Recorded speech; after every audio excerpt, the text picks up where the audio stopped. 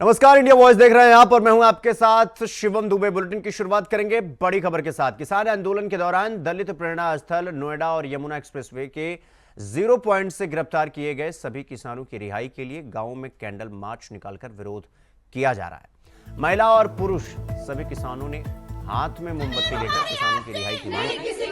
उन्होंने कहा कि ये विरोध जारी रहेगा, नगर प्राधिकरण हमारी मांगों को पूरा करे।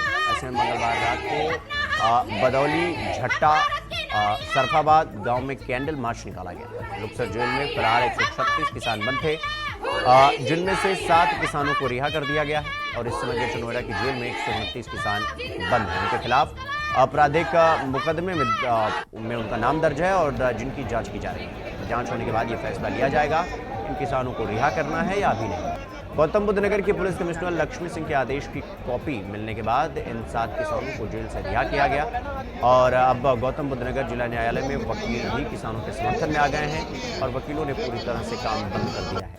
वकीलों का कहना है कि जब तक किसानों को रिहा नहीं किया जाएगा तब तक हड़ताल चलता रहेगा।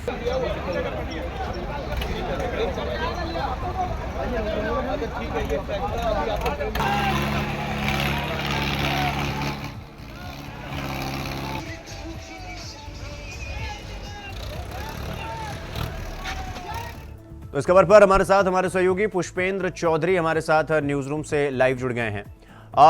पुष्पेंद्र, 129 किसान अभी भी बंद हैं, 7 किसानों को छोड़ा गया है, यानी प्रशासन और किसानों के बीच में अभी भी जद्दोजहद चल रही है, अभी भी उनके बीच संघर्ष चल रहा है। अब इस पूरे प्रदर्शन में क्या कुछ अपडेट, क्या जानकारी आपके पास पुष्पेंद्र? बिल्कुल सुमो, अभी जो ताज़ा अपडेट किसानों के मामले को लेकर सामने आई है, 7 किसानों को रिहा कर दिया गया है। जो कमिश्नर हैं लक्ष्मी सिंह, उनके आदेश पर 7 किसानों को छोड़ा गया है। अभी भी 129 किसान जेल में बंद हैं। इसके अलावा जो एक कांग्रेस का प्रतिनिधि मंडल था वो भी किसानों से मिलने के लिए आज निकला था, जिनको परी चौक पर रोक लिया गया और वो सीधे जिला कलेक्ट्रेट में पहुंच गए और वहां जाकर उन्होंने डीएम से बातचीत की। इसके अलावा जो समाजवादी पार्टी की तरफ से अखिलेश यादव ने आदेश दिए हैं कि उनका भी एक प्रतिनिधि मंडल कल किसानों से मुलाकात करेगा, कल लुक्सर जेल में जाएगा और वहां जाकर किसानों से बातचीत की जाएगी। लेकिन इन सब में जो सबसे बड़ी बात निकलकर सामने आ रही है, जो ग्रामीण हैं, जो आसपास के नोएडा से लगे हुए गांव हैं, वहां के लोगों ने कैंडल मार्च निकालकर सरकार के खिलाफ विरोध प्रदर्शन किया और किसानों के पक्ष में उन्होंने नारेबाजी भी की। उनकी मांग है कि किसानों को जल्द से जल्द छोड़ा जाए और जो किसानों पर जो मामले दर्ज किए गए हैं उन मामलों को भी निरस्त किया जाए। क्योंकि पिछली बार भी जब धरना प्रदर्शन दिया गया था 2 दिसंबर को, किसान पैदल कूच करने के लिए दिल्ली निकले थे, लेकिन रास्ते में उनको रोक लिया गया था और तब 126 किसानों को अरेस्ट किया गया था। उसके बाद उनको जेल में भेज दिया गया था, लेकिन 2 दिन बाद जब किसानों ने इस चीज़ का विरोध किया तो फिर किसानों को छोड़ दिया। उसके बाद उसी दिन रात में किसानों को फिर वहां से उठा लिया गया और 0 पॉइंट पर वो धरना देकर बैठे थे और कुछ किसान दलित प्रेरणा स्थल पर भी बैठे थे, लेकिन सभी किसानों को नजरबंद कर दिया और किसानों ने बाद में आरोप भी लगाया कि जो किसान धरना स्थल पर मौजूद थे उनको तो हिरासत में लिया ही, उसके अलावा जो किसान अपने घरों पर मौजूद थे, जो बड़े बड़े किसान थे नोएडा के अंदर, घर जाकर भी उनको गिरफ्तार किया गया। इस पूरे मामले में मुख्यमंत्री योगी आदित्यनाथ की तरफ से एक कमेटी का गठन किया गया और जांच की रिपोर्ट भी अभी तक वहां पर सौंपी नहीं गई है। हालांकि कई कमेटी अभी बनाई गई हैं जो इस किसानों के मामले में जांच कर रही है और किसानों के केसों को वापस लेने का काम किया जाएगा। हालांकि जो 7 किसान अभी रिहा हुए हैं, इनके अलावा 129 किसान अभी भी जेल में बंद हैं, लेकिन जो ताजा अपडेट निकलकर सामने आ रही है उनके खिलाफ यही है कि उनके खिलाफ पूरी तरीके से जांच की जाएगी और अगर वो किसान निर्दोष है तो उनको छोड़ा जाएगा, क्योंकि उन पर शांति भंग करने का आरोप लगाया था। जी पुष्पेंद्र, अभी आपने बताया कि जब कमेटी का गठन कर दिया गया और फिर दिल्ली कूच कर रहे किसानों को गिरफ्तार किया गया, मेरा सवाल यह कि आज कितना दिन हो गया उनकी गिरफ्तारी हुए और 7 लोगों को छोड़ा गया, बाकी 129 को नहीं छोड़ा गया, उनकी रिहाई क्यों नहीं हो रही है?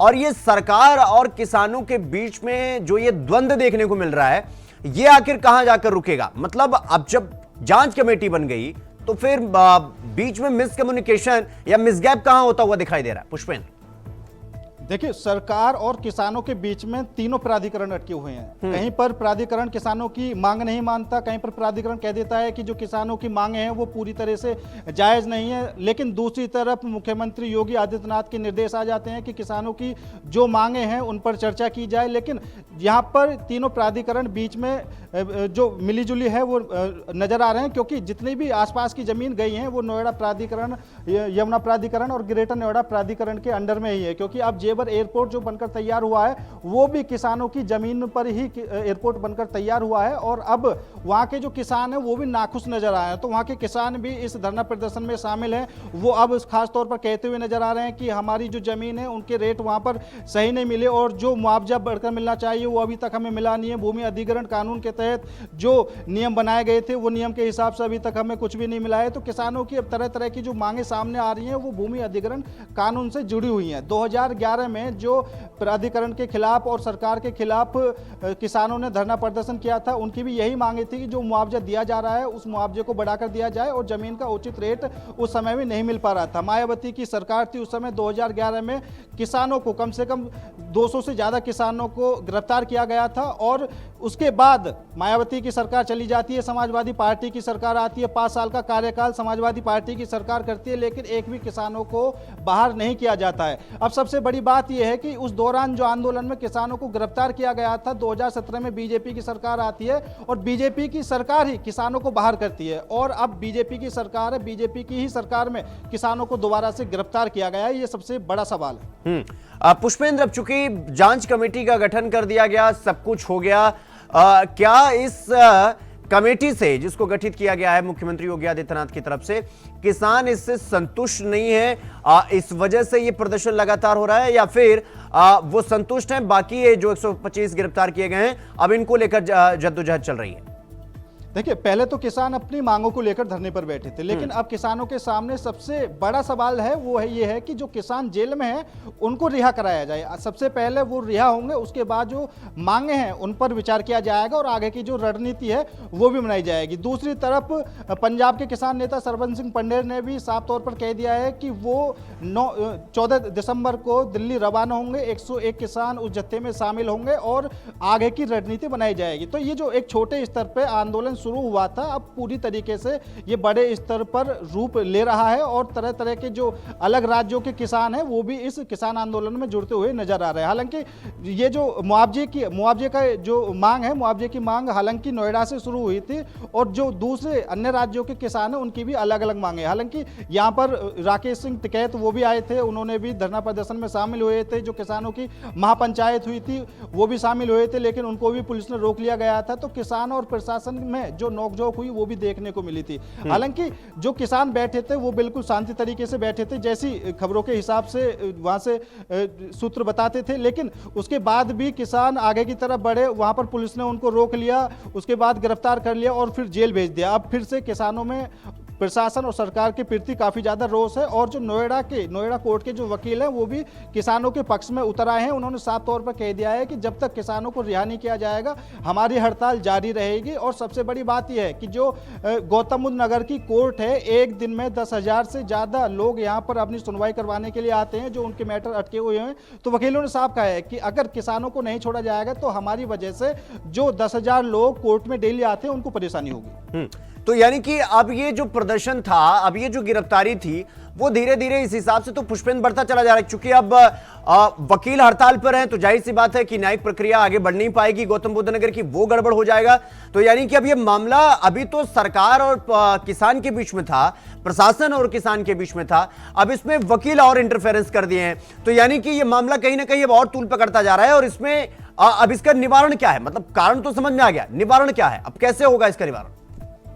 देखिए, जो किसान फिलहाल चाहते हैं, किसान यही चाहते हैं कि जिन किसानों को हिरासत में लिया गया है, जिनको गिरफ्तार किया गया है, उनको छोड़ दिया जाए और जो किसानों की मांगे हैं वो मान ली जाए। लेकिन प्राधिकरण इस बात से बिल्कुल भी सहमत नहीं है, क्योंकि किसान चाहते हैं कि जो 10 साल के अंदर मुआवजे की रकम बढ़ी है, ज़मीनों के रेट बढ़े हैं और अब तक ज़मीन नहीं ली गई है, तो हमें बिल्कुल वो बढ़ाकर दी जाए। क्योंकि जो गौतम बुद्ध नगर, दनकौर और जेवर का एरिया है, यहाँ पर जो किसानों की ज़मीनें हैं 2011 में उनका अधिग्रहण किया गया था, लेकिन अभी तक वहाँ पर ना तो कब्जा लिया गया है और जो विकास होना था ना पूरी तरह से वो विकास हो पाया है। तो किसान पूरी तरीके से नुकसान में है और किसान यही चाहते हैं कि हमारी भरपाई के लिए आगे के लिए जो सर्किल रेट बढ़े हैं उसका 10 गुना दिया जाना चाहिए। 64% का मुआवजा किसान मांग रहे हैं और जो गोरखपुर में 4 गुना मुआवजा दिया गया था उसी आधार पर किसानों को यहाँ भी मुआवजा देना चाहिए। क्योंकि किसानों की ये कोई नई खबर नहीं है। 2011 में जब भट्टा पारसोल में किसान आंदोलन हुआ था तो सभी राजनीतिक पार्टियां वहां पर पहुंची थी। खुद राहुल गांधी वहां पर पैदल मार्च करके अलीगढ़ पहुंचे थे। उसके बाद उन्होंने पूरे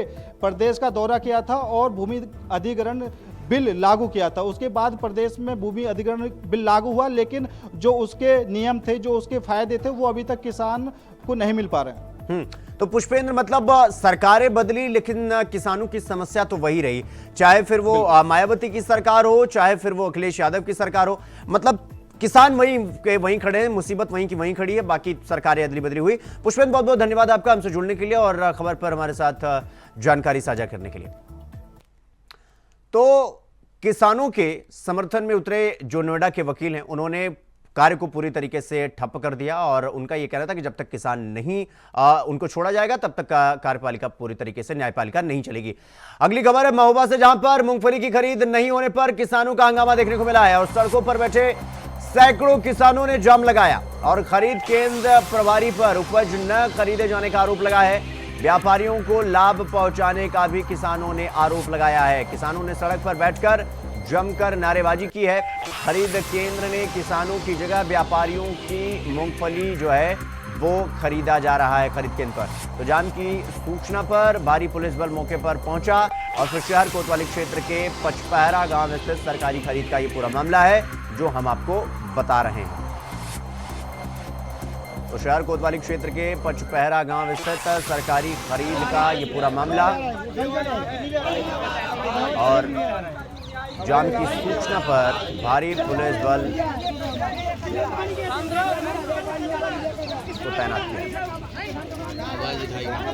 किसानों ने सड़क पर बैठकर जमकर नारेबाजी की और खरीद केंद्र प्रभारी पर उपज न खरीदे जाने का आरोप लगा है और ये कहा जा रहा है कि जो फसल वो किसानों से खरीदी जानी चाहिए थी वो जो है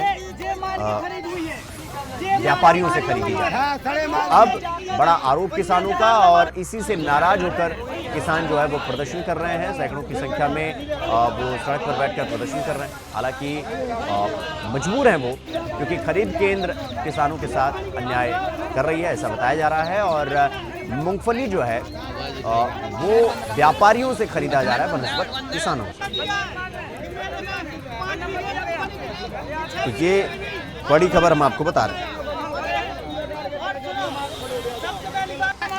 व्यापारी बराबर लूट कर रहे हैं। व्यापारियों को लाभ पहुंचाने का किसानों ने आरोप लगाया है। उनका यह आरोप है कि जो मूंगफली हमसे खरीदी जानी चाहिए थी खरीद केंद्र पर एमएसपी रेट पर, वो अब व्यापारियों से खरीदी जा रही है, न कि हमसे। और पुलिस बल मौके पर पहुंचा और फिर शहर कोतवाली क्षेत्र के पचपहरा गांव स्थित सरकारी खरीद का ये पूरा मामला।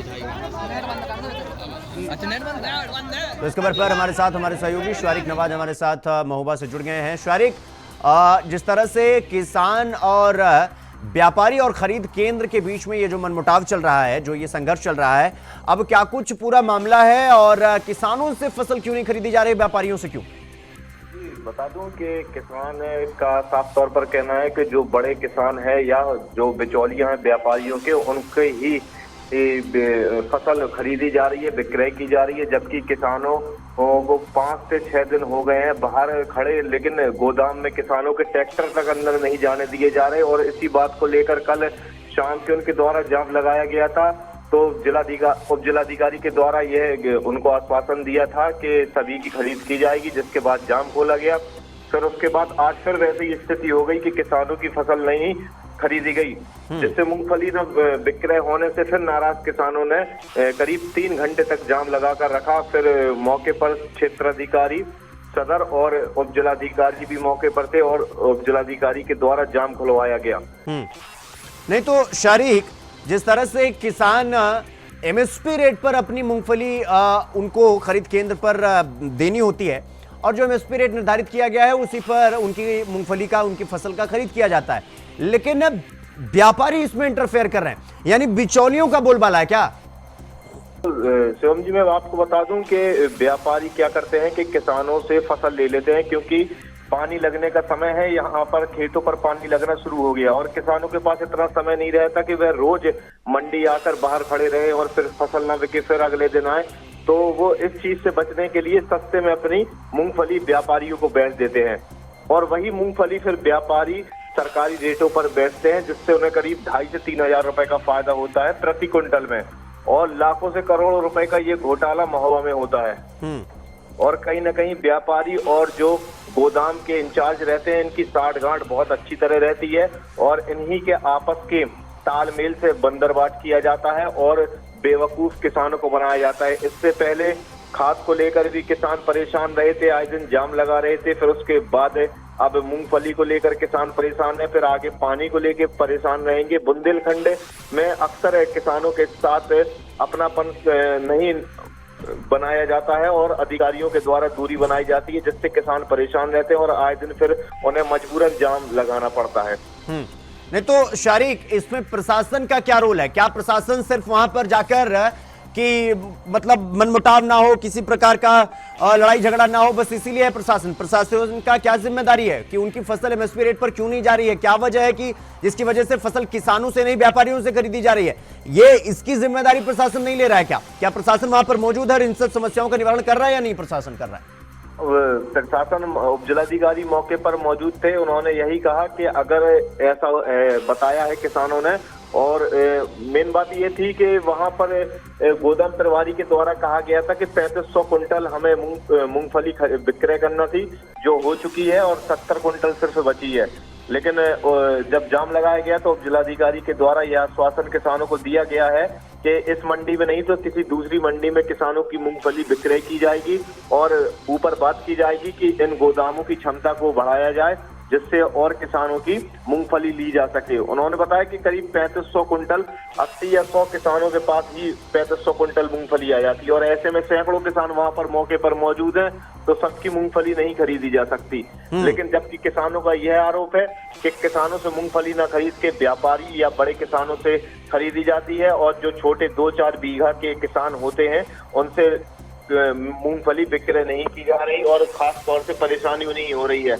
और अगर 2-3 दिन ऐसे ही चलता रहा तो किसान व्यापारियों को मूंगफली बेच देंगे 3500 या 3700 रुपए रेट में और फिर यही मूंगफली 6700 रुपए में जाएगी, क्योंकि पानी लगने का समय है। ऐसे में किसानों को पानी लगाना खेत में बहुत जरूरी रहता है, तो वह रोज रोज यहाँ पर गोदाम नहीं आ सकते। तो शारिक इस हिसाब से तो फिर ये हो गया कि किसानों को परेशान करो और इसके बाद फिर वो अंततोगत्वा अपनी फसल मनमानी रेट पर व्यापारियों को बेचकर वो चले जाएंगे और यही व्यापारी चाह भी रहे हैं। बिल्कुल बिल्कुल, बुंदेलखंड किसान यूनियन के पदाधिकारी भी मौके पर पहुंचे थे, उनके द्वारा भी यही कहा गया कि साफ तौर पर किसानों को परेशान किया जा रहा है। सरकार तो चाहती है कि किसानों को लाभ मिले, लेकिन जो नीचे के अधिकारी हैं वे बिल्कुल नहीं चाहते कि किसानों को लाभ मिले। उनकी और व्यापारियों की साठगांठ के कारण किसानों को परेशानी हो रही है। उनके द्वारा यह भी कहा गया कि अगर किसानों की समस्या का समाधान नहीं होता है तो वह मूंगफली के ट्रैक्टर कलेक्ट्रेट में ले जाके लगा देंगे। हाँ, ठीक है शारिक, बहुत बहुत धन्यवाद आपका हमसे जुड़ने के लिए और खबर पर जानकारी हमारे साथ साझा करने के लिए। तो फिलहाल यहां पर रुकेंगे एक छोटे से ब्रेक के लिए, खबरों का सिलसिला जारी है, फौरन लौट रहा है। ब्रेक के बाद एक बार फिर आप सबका स्वागत है मेरे साथ। रुक करेंगे अगली खबर की ओर। कॉमेडियन सुनील पाल की पत्नी सरिता पाल मेरठ के लालकुटी थाने पहुंची, जहां 3 वकीलों के साथ वो थाने पहुंचे और 3 वकीलों के साथ थाने पहुंची सरिता ने थानेदार से केस का स्टेटस जानने के लिए बातचीत की। मामला हाल ही में सामने आया जब सुनील पाल के किडनैपिंग और फिरौती केस से ये पूरा मामला जुड़ा और बीते दिनों सुनील पाल का किडनैपर से बातचीत करते हुए एक ऑडियो भी लीक हुआ।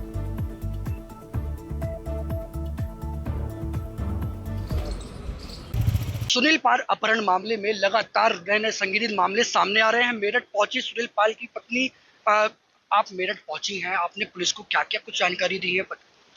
मेरठ पहुंचने के बाद हमारी मुलाकात यहाँ के सीईओ जो हैं प्रकाश अग्रवाल जी, उनके साथ हो चुकी है। उन्होंने काफ़ी डिटेल में हमसे बातचीत की है।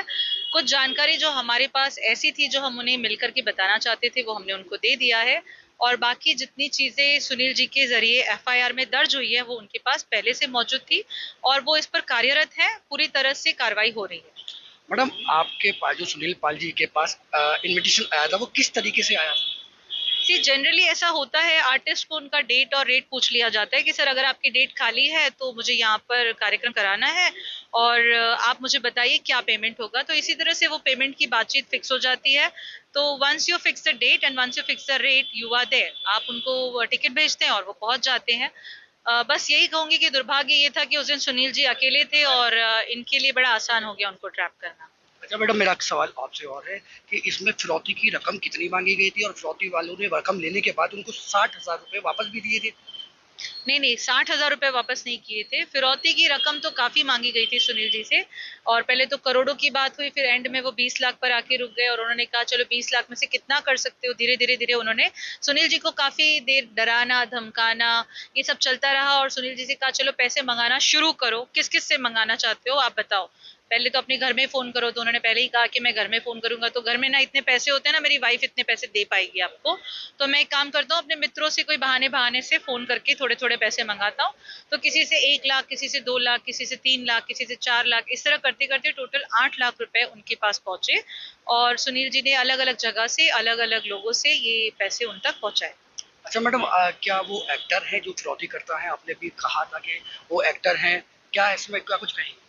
मैं तो ये इसलिए कहना चाहूंगी कि मामला बहुत गंभीर है और हम बहुत ज्यादा सदमे में हैं और मैं सदमा लेके जीती रहूं, इसलिए मैंने कहा कि नहीं मैं हंसी में इस बात को कहना चाहूंगी कि बहुत बड़े एक्टर निकले जो 20,000 रुपए सुनील जी की जेब में डालते और कहते हैं कि हम बुरे लोग नहीं हैं, हम बड़े अच्छे लोग हैं, जाइए अपने बीवी बच्चों से मिलिए, और 20,000 रुपए देकर बोलते हैं आप टिकट बनाकर जाइएगा।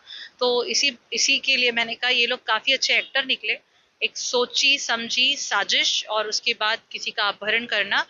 एक कलाकार जब घर से निकलता है तो अपनी जान हथेली पर लेकर चलता है और उसके साथ उसका पूरा परिवार चलता है। तो ये हरकत बहुत ही शर्मनाक है, बहुत ही घटिया है और मुझे ऐसे लगता है कि ये जो एक्चुअल मर्द होते हैं ना वो कमा कर खाते हैं, नामर्दों के झुंड से ही ऐसी बातें आती है। अच्छा मैडम, मेरा एक आखिरी सवाल और है, जो ऑडियो वायरल हो रही है, 2 ऑडियो वायरल हुई है सुनील पाल जी की, उस पर क्या कुछ कहेंगे? एक्चुअली जब हमने एफआईआर रजिस्टर कर दी तो उन्होंने फिर संपर्क करने की कोशिश की है जिसकी डिटेल हमने पुलिस तक पहुंचा दी है। ये जो ऑडियो वायरल हो रहा है ये कंप्लीटली। तो बेंगलुरु में एआई इंजीनियर अतुल सुभाष की सुसाइड मौत मामले को लेकर अतुल के अधिवक्ता दिनेश कुमार मिश्रा ने यह बताया कि 125 का मेंटेनेंस का मुकदमा लड़की ने किया था और यह कोर्ट में चल रहा था। जब मीडिया अतुल के ससुराल से उनका पक्ष जानना चाहा तो बदसलूकी और धमकी दिए जाने का मामला सामने आया। अतुल के वकील ने कहा कि अतुल अपनी मौत का जिम्मेदार जिन लोगों पर लगाया है उन्होंने वो पूरी तरीके से निराधार है और जबकि अतुल कमजोर दिल का युवक था इसलिए ऐसा कदम उठाया। वकील ने यहां तक बताया कि लड़का और लड़की अच्छी जॉब करते थे जिससे उनकी आय बेहतर थी, लिहाजा इसलिए न्यायालय द्वारा बच्चे के भरण पोषण के लिए लड़के को 40,000 प्रति माह देने का ऑर्डर किया गया। बात तो कर लीजिए हम लोगों से। ये जो इंजीनियर का सुसाइड हुआ है उसमें उनकी पत्नी जो है निकिता सिंघानिया, वो हमारे मोहल्ले मधाई टोला में रहती हैं और अभी नया मकान बनवाए 1-1.5 महीना हुआ आए रहे यहाँ पे, इसलिए इनके बारे में ज़्यादा मोहल्ले वाले नहीं जानते। बस इनका dispute pending before the court था, उसी के संबंध में सुसाइड किया है। इतने जानकारी है कि वो हमारे मोहल्ले में रहती हैं। परिवार वाले का रहन सहन तो क्या ऐसा था कि 125 का मुकदमा मेंटेनेंस का ये लड़की ने किया था और जिस बच्चे ने सुसाइड किया इसके खिलाफ किया हुआ था और उसमें जो है चूँकि लड़का भी अच्छा 84,000 रुपीज़ पर। वहीं बेंगलुरु के इंजीनियर अतुल सुभाष के सुसाइड केस पर देश भर में चर्चा हो रही है। अतुल सुभाष ने पत्नी से प्रताड़ित होकर सुसाइड कर ली थी, लेकिन सुसाइड से पहले 24 पन्नों का सुसाइड नोट लिखा था और अपनी आपबीती एक वीडियो में रिकॉर्ड की थी। इस वीडियो के सामने आने के बाद देश भर में अतुल सुभाष को लेकर चर्चा हो रही है कि आखिर एक व्यक्ति अपनी पत्नी की प्रताड़ना से कितना परेशान हुआ होगा कि उसने सुसाइड कर ली। अतुल सुभाष के सुसाइड मामले में बीजेपी सांसद और एक्ट्रेस कंगना रनौत का बयान सामने आया। कंगना ने कहा कि इस मामले का रिव्यू तो करना चाहिए, साथ ही इस तरह की घटना से निपटने के लिए एक अलग बॉडी भी बनानी चाहिए। कंगना रनौत ने कहा कि देश शॉक्ड है और उनका वीडियो दिल दहला देने वाला है। शादी जब तक हमारी भारतीय परंपरा से जुड़ी हुई है तब तक तो ठीक है, लेकिन जो कम्युनिज्म, सोशलिज्म और एक तरह से निंदनीय फेमिनिज्म का कीड़ा है, इसमें वो दिक्कत वाली बात है।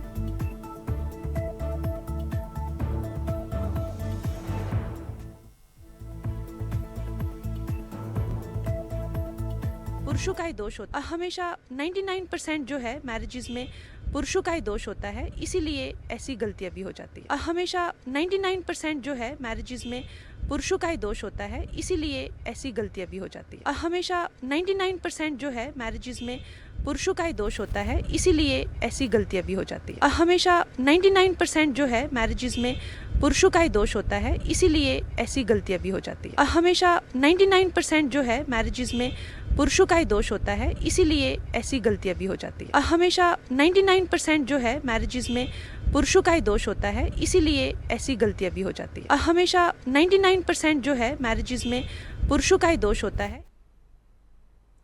तो अगली खबर बुलंदशहर से है, जहां जेल में बंद कैदी की मौत हो गई और ये मौत संदिग्ध परिस्थितियों में हुई, जिस पर सवाल उठ रहे हैं।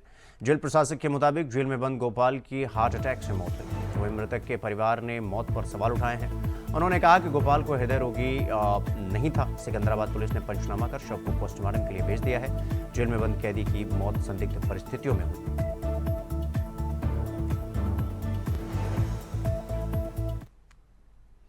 तो गाजियाबाद में देर रात सड़क हादसे में 3 लोगों की मौत हो गई, जिससे पति पत्नी और एक महिला है। तीनों मुरादाबाद से शादी कार्यक्रम से लौट रहे थे। रोड क्रॉस के दौरान अज्ञात वाहन की चपेट में आने से तीनों की मौत हो गई।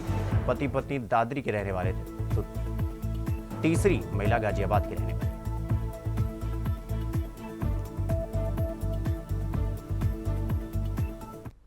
तो बुलेटिन में फिलहाल अभी के लिए बस इतना ही। देश और दुनिया की तमाम खबरों को देखने के लिए देखते रहें इंडिया वॉइस। नमस्कार।